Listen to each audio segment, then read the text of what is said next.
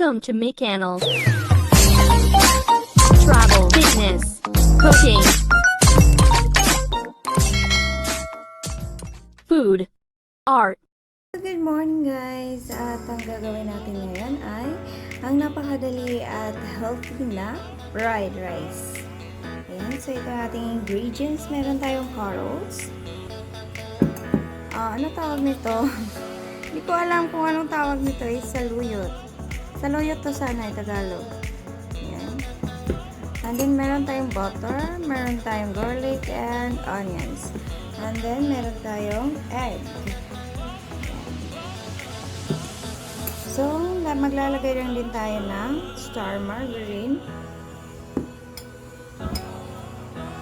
At, syempre, yung ating rice. So, tara na at magluto na tayo. Guys, bago natin simulan ang ating pagluluto, again, kung hindi pa kayo nakasubscribe sa aking YouTube channel at kung bago pa kayo sa channel ko, at kung nagustuhan niyo yung mga content ko, pwede niyo akong subscribe at click niyo na rin yung notification bell para every time na may mga bagong videos ako ay ma-update kayo. Thank you so much guys!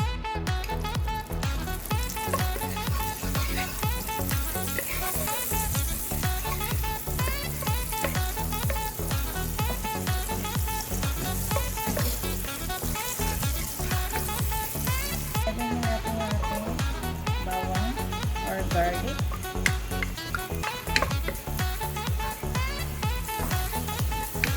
Inuuna ko talaga sa pagluluto ko, inuuna ko talaga yung garlic. Kasi gusto kong lumabas yung amoy niya bago ko ilagay yung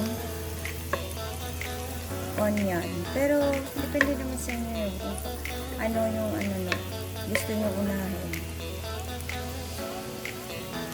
So, ayan, golden brown na yung ating bawang or garlic. Isunod na natin yung ating onion.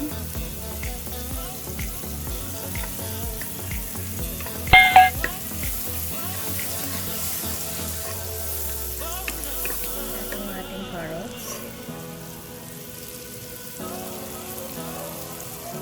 Gawin lang natin.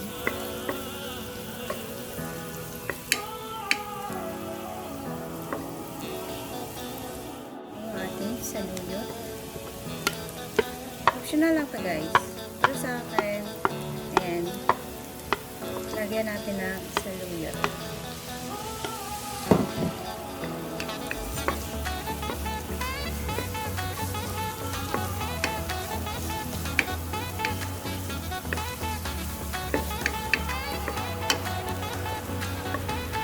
Isunod mo natin yung ating kain.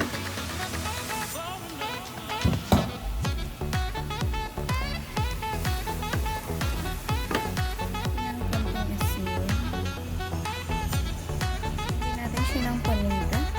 Ayan.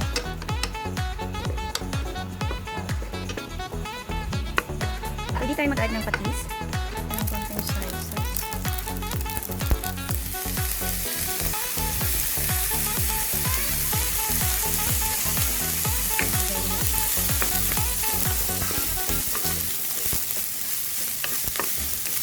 Bango niya.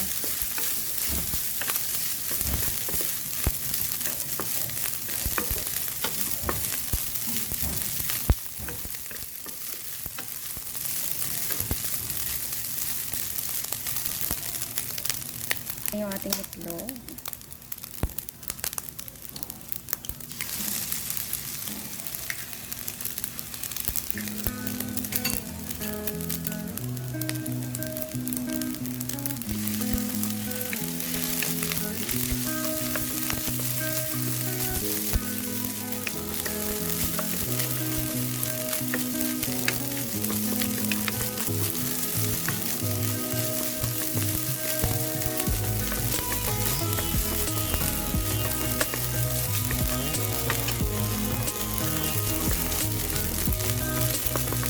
Serve na siya. Check naman natin kung tama na yung lasa niya. Pero sa akin tama-tama na yun guys.